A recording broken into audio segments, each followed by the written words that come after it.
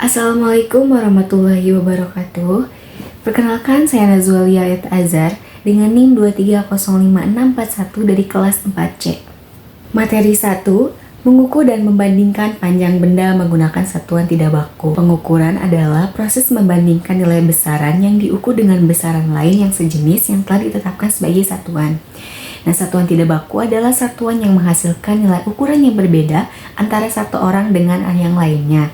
Nah, alat ukur satuan tidak baku itu ada jengkal, depa, hasta, dan langkah kaki. Untuk materi 2, mengukur dan membandingkan berat benda menggunakan satuan tidak baku. Nah, tadi mengukur pengertiannya sudah dijelaskan ya. Terus selanjutnya membandingkan adalah melihat perbedaan antara persamaan antara dua atau lebih benda.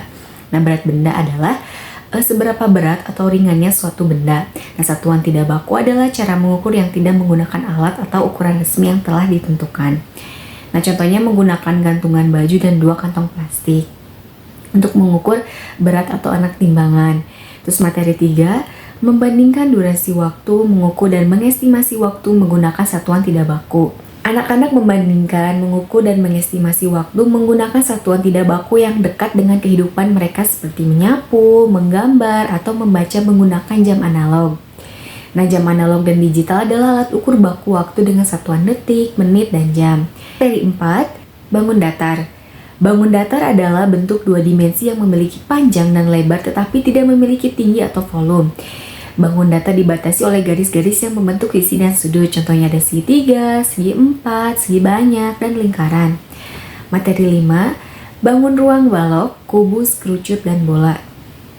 Bangun ruang yaitu bangun 3 dimensi yang memiliki ruang atau volume, dibatasi oleh sisi-sisi dan memiliki titik sudut. Nah, contohnya itu ada kubus, 6 sisi berbentuk persegi, 12 rusuk, dan 8 titik sudut. Terus ada balok, ada kerucut, dan juga ada bola yang memiliki satu sisi lengkung, tidak memiliki rusuk atau titik sudut. Materi 6, komposisi dan dekomposisi bangun datar. Komposisi adalah proses menggabungkan 2 atau lebih bangun datar sederhana untuk membentuk bangun datar yang lebih besar atau kompleks. Sedangkan dekomposisi adalah proses memecah suatu bangun datar menjadi 2 atau lebih bangun datar yang lebih sederhana. Contoh komposisi ada segitiga, persegi panjang jadi trapesium, dekomposisi segitiga besar menjadi segitiga kecil atau segi 4. Terus materi 7, posisi benda dan pola di sekitar kita. Posisi benda adalah letak suatu benda terhadap benda lain atau suatu tempat. Nah, itu bisa di atas, di bawah, di depan, di belakang, di samping, di luar, dan di dalam. Pola adalah susunan yang berulang dari bentuk, warna, atau ukuran. Nah, jenis-jenis pola itu ada berdasarkan bentuk, warna, dan ukuran. Materi 8, pengukuran panjang. Satuan panjang adalah ukuran untuk menyatakan panjang suatu benda. Satuan baku panjang itu ada milimeter, sentimeter, dan meter. Terus alat ukurnya ada penggaris, meteran gulung, meteran kain, jangka sorong, dan mikrometer. Materi 9, pengukuran berat satuan baku. Satuan standar berat itu ada gram, kilogram. Gram itu untuk benda ringan, kilogram untuk benda berat. Alat ukurnya ada timbangan duduk, gantung, digital, kodok, dan badan. Materi 10, mengukur dan mengestimasi luas dengan satuan baku dan tidak baku. Luas adalah ukuran besar suatu permukaan bidang datar. Satuan baku itu ada meter persegi, sentimeter persegi, dan hektar. Satuan tidak baku tadi ada jengkal, depa, hasta, dan langkah kaki. Materi 11, mengukur dan mengestimasi volume menggunakan satuan tidak baku dan baku berupa bilangan cacah. Volume adalah banyaknya ruang yang diisi oleh benda. Contohnya ada air dalam gelas, spesies dalam kotak. Nah, ini bisa menggunakan benda sehari-hari seperti gelas, ember, dan botol. Materi 12, ciri-ciri bangun datar.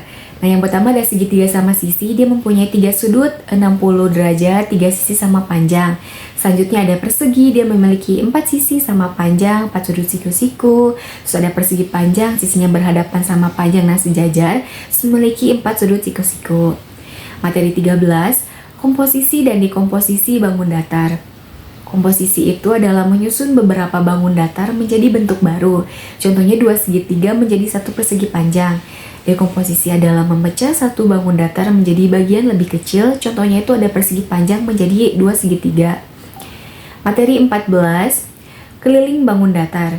Keliling adalah jumlah panjang semua sisi suatu bangun datar. Nah, contohnya persegi kelilingnya itu 4 kali sisi, persegi panjang itu 2 kali panjang ditambah lebar. Terus, materi 15, susunan bangun datar gabungan. Nah, bangun datar gabungan itu terdiri dari 2 atau lebih bangun sederhana. Langkah menghitung keliling itu yang pertama, tentukan bentuk dasar penyusun, yang kedua hitung sisi luar, yang ketiga jumlahkan panjang sisi luar. Materi 16, luas bangun datar. Luas adalah ukuran besar bidang 2 dimensi. Nah, contohnya persegi, luasnya itu sisi kali sisi, persegi panjang luasnya itu panjang kali lebar. Materi 17, menghitung luas bangun datar gabungan. Nah, bangun datar gabungan itu adalah penggabungan 2 atau lebih bangun sederhana. Langkahnya yang pertama, pecah bangun gabungan menjadi bagian sederhana, hitung luas masing-masing, lalu jumlahkan atau kurangi sesuai kebutuhan.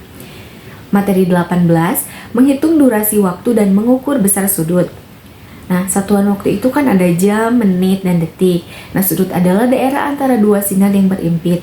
Sudut pada benda itu disebut pojok benda. Materi 19, mengonstruksi bangun ruang.